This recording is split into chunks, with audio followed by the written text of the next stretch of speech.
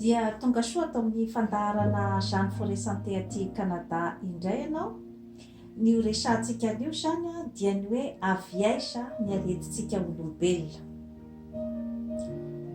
Maro ny fikarohana ara-tsiantifika izay nanamarina fa eo amin'ny 70% aretina izany dia avy ao anaty, avy ao amin'ny tenantsika olombelona izany, ary ny 30% no avy ety ivelany. Inona ny dikan'izay? Izany hoe eo amin'ny 30% eo zany dia eo ilay ataontsika hoe zany hoe mikroba izay miditra avy any ivelany makao amin'ny tenantsika olombelona, zany hoe manakorotana ny taova rehetra sy ny sela ao amin'ny tenantsika olombelona ka mahatonga ny aretina. Ao ihany koa ny karazana tsy fetezan'ny taova efa hatrany am-boka zany, ohatra any amin'ny atidoha ohatra no tena efa misy ny ataontsika karazana fahasembanana na malformation zany izay mahatonga ny hasembanana ara-tsaina eo amin'ny olona iray, na koa hoe ny hasembanana efa hatrany am-boka eo amin'ny fo izany na any amin'ny taova maro samihafa. Amin'izay fotoana izay zany dia ny fitsaboana izay azo atao dia ny fitsaboana avy ety ivelany. Izany hoe eo zany ny ataontsika hoe zany hoe mila ny fitsaboana avy amin'ny dokotera. Raha ohatra ka misy ny mikroba tafiditra dia tsy maintsy mampiditra ny karazana antibiotika sy ny fanafody maro samihafa ny dokotera mba hoentina andresena amin'izay aretin'izay, na hoe eo amin'ny resaka fahasembanana ohatra eo amin'ny fo ohatra dia amin'izay fotoana izay no hiditra ny ataontsika hoe zany hoe intervention chirurgicale izay amboatra an'izay tsy fetezana izay. Inona nefa ireo ataontsika hoe 70% avy ao anaty? Io dia avy amin'ny fikorotanana izay misy amin'ny taova ao amintsika olombelona izany izay avy ao amintsika ihany no nahatonga an'ilay fikorotanana.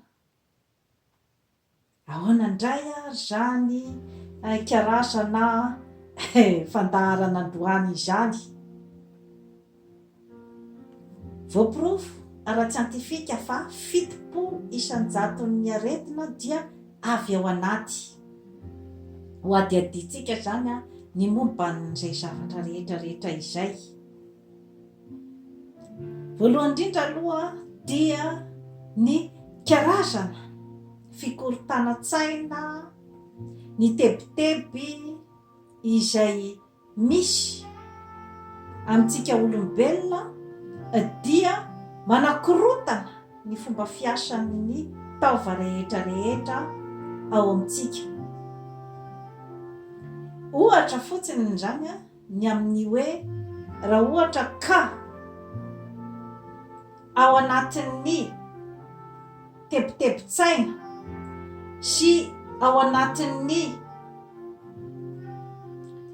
fanahy mikorotana sy ao anatin'ny fahasahiranana ara-tsaina ny olombelona iray dia misy fiantraikany zany zavatra rehetrarehetra izany nataontsika fotsiny raha hoe eo amin'ny taovam-pandevonan-kanina, satria rehefa mikorotana ny saina dia tsy afaka manao ny asany araky ny tokony ho izy ny taovam-pandevonan-kanina,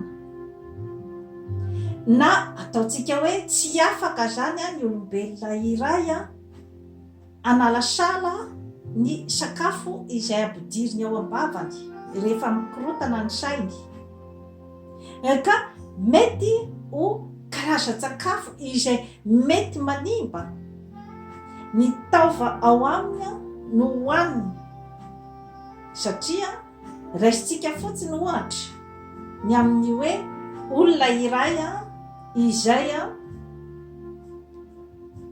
tsy mahazaka, ny ataontsika hoe zany hoe tsy mahazaka siramamy ny olona iray, kanefa rehefa amin'ny fotoana izay mahatonga ny tebotebo-tsaina, mahatonga ny fikorotana-tsaina, dia matetika ny zavatra mamimamy no tonga dia mampisy ny réflexe voalohany indrindra ny mandray azy mba ampitoniana zany ny saina amin'io karazana tebotebo io. Ao anatin'izany ny karazany ataontsika hoe ny gâteau, ny chocolat.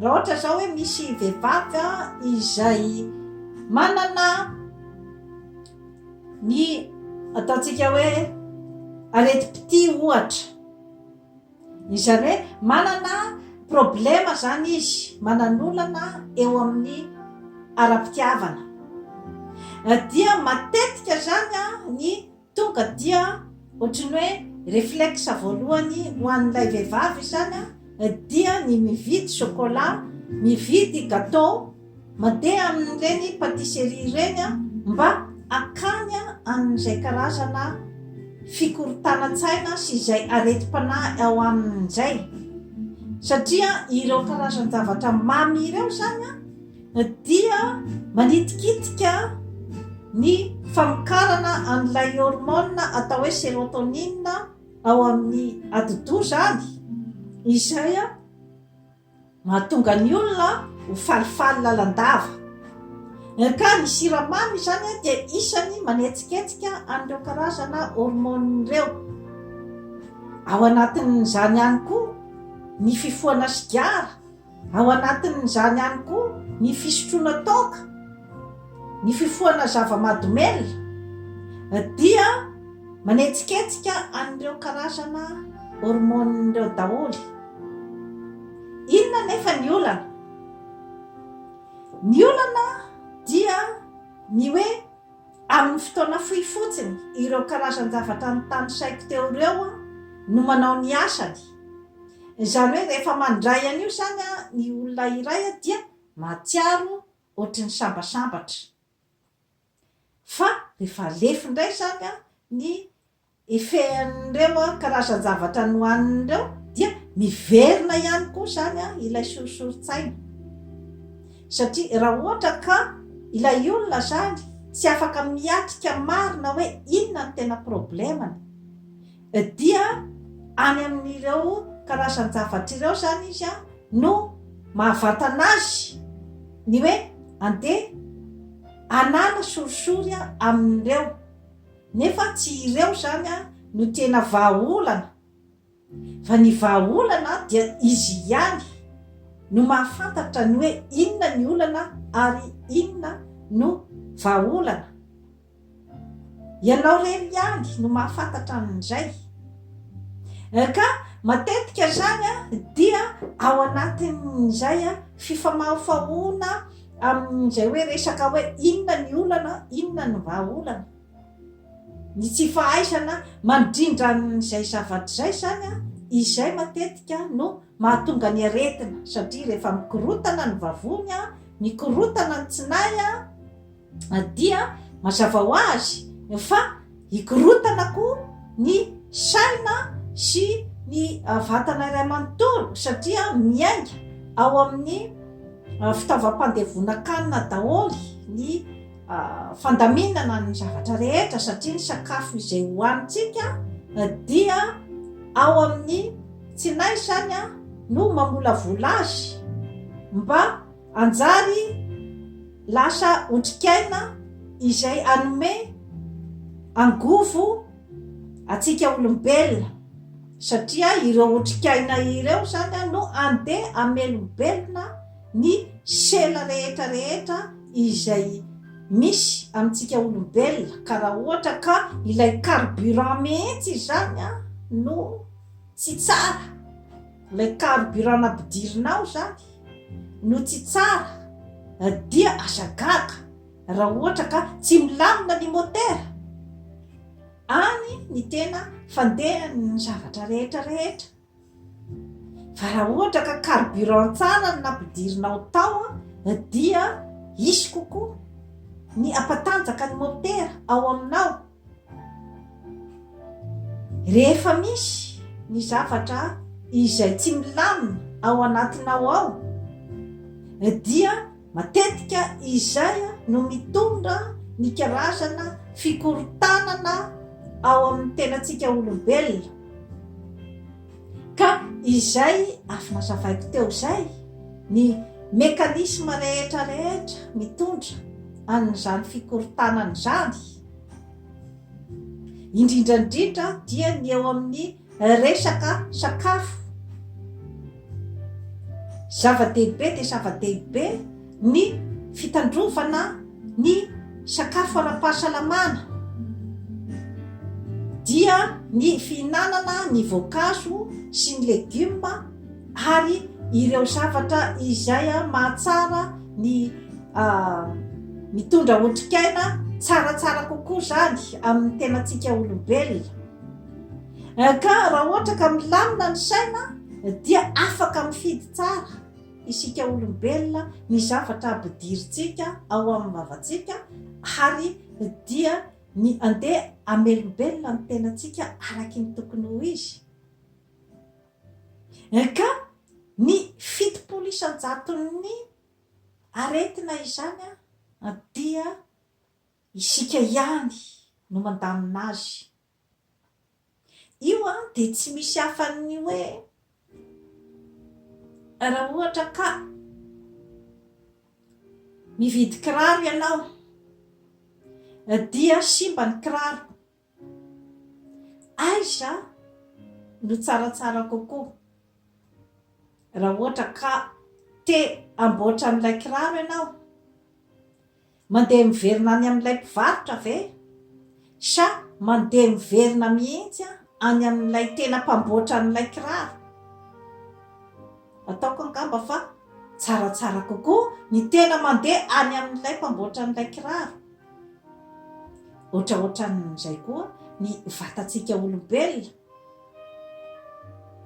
Ianao ihany no tsy maintsy mikoja azy io, mikoja ny motera, satria mifampiankina ny saina, ny vatana ary ny fanahy. Rehefa marary ny saina sy ny fanahy dia misy fiantraikany any amin'ny vatana, ary rehefa marary ny vatana dia misy fiantraikany any amin'ny saina sy ny fanahy. Ka maro dia maro ny karazan'olona izay azo lazaina fa manana ny chance kokoa ny atafavoahany amin'ny karazana aretina. Misy ange ny olona izay sitran'ny kansera. Maro dia maro zany zavatra zany, ary rehefa natao ny fandinihana dia rehefa nandray an-tanana ny fahasalamany ireo karazan'olona ireo, eo ny fitsaboana izay ataon'ny dokotera. Misy ny tsy afaka ny survivre amin'izay fitsaboana ataon'ny dokotera izay.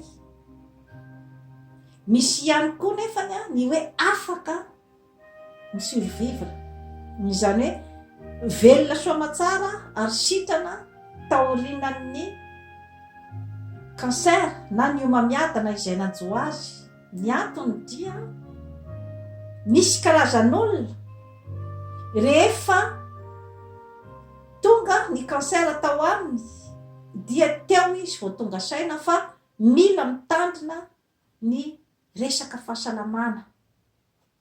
Teo izy vao nijery akaikikaiky kokoa zany hoe inona marina no tena olana amintsika olombelona, ny mahatonga ny aretina ao amintsika olombelona, dia miodikodina ao amin'io saina sy ny fanahy. Rehefa misy be loatra ny korotana izay eo amin'ny fiarahamonina na any am-piasana na ao an-tokantrano na amin'ny fifandraisana amin'ny manodidina dia mety hiteraka ny homamiadana ao amin'ny olona iray zany zavatra zany, satria tsy miasa araky ny tokony ho izy itsony zany ny ataontsika hoe famokarana ny sela ao aminy, dia mahatonga ny sela izay anjary tsy hitovy tantana intsony, fa misy zany ny sela izay ngezangeza kokoa noho ny sasany, dia izay ilay mahatonga ny hoe homamiadana, zany hoe tsy mitovy tantana amin'ny sela hafa. Ilay sela mamorona ny homamiadana dia mitombo matetika dia avy amin'ny fikorotana, ny fikorotana-tsaina, ny fikorotanam-panahy, ka maro dia maro amin'ireo olona sitrany ny kansera ireo no nitodika bebe kokoa zany ny amin'ny ataontsika hoe zany hoe fandaminana ny toe-tsaina sy ny fanahy ary ny fomba fijery ny fiainana. Zava-dehibe izay zavatra zay, ka eo no mampisy ihany koa ny ataontsika hoe herin'ny fivavahana, na eo amin'ny hoe resaka finoana sy hoe ny resaka karazana fitsaboana, na eo amin'ny fandraisana tanana ny fomba fiainan'ny olona anankiray, ny fanampiana azy ahamahan'ny olany, izany zavatra rehetra izany dia mitarika any amin'ny ataontsika hoe fahasalamana. Ka entiko fotsiny izay zavatra rehetra izay zany hitarihana ny saitsika ny amin'ny hoe ny fitandrofana ny fahasalamana dia zava-dehibe eo amintsika olombelona, ka tsy azo atao ambany zavatra. Indrindrandrindra dia ny fikojana ny saina, ny vatana ary ny fanahy izay efa averimberiko foana eto amin'ny Jeanne Forêt Santé.